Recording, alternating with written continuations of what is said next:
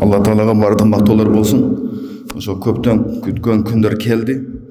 7 жыл медреседе окудуңар. Бул жерде эми илимий истидат пайда болду дейт. Негизи диндин мээнети ошо медресе бүткөндөн кийин башталат экен. Эми уламалардын жоопкерчилиги өтө чоң. Дарсу тадрис медресени түптөө илим окутуу бул уламалардын жоопкерчилиги. Ошондой эле жалпы элге динди жеткирүү да бул уламалардын жоопкерчилиги. Ошондон эки нерсеге дайыма көңүл буруш керек, жана дуабыз да ошондой болуш керек.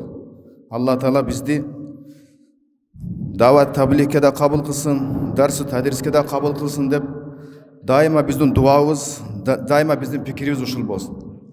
Ана медресени бүткөндөн кийин биздин убактыбыз дайыма динди мээнети менен алек болуп биз убактыбызды өткөрөлү. Же биз мечитке убакыт берип аткан болойлу, же медресеге убакыт берип аткан болойлу. Жалпы элге дагы мээнет кылайлы. Меккеде бир аалым бизге айтты эле: эгер силер жалпы элге мээнет кылбасаңар, анда жалпы эл силердин жаныңарды кыйганга чейин барат дейт, уламалардын дейт.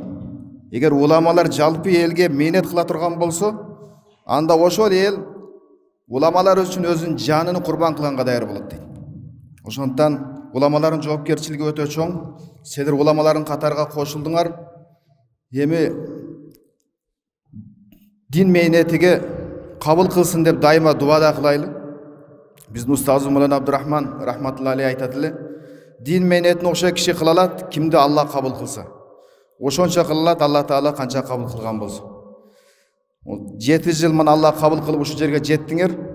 Эми устаздар да дуа кылат, өзүңөр да дуа кылгыла, ата-энелер да дуа кылсын. Дайыма ушу дин мээнетини бүткүл ааламга жеткире турган аалымдардан болгула. Улама раббанин, улама расихин фил илмден болгула. Алла Таала кабыл кылсын бардыңар.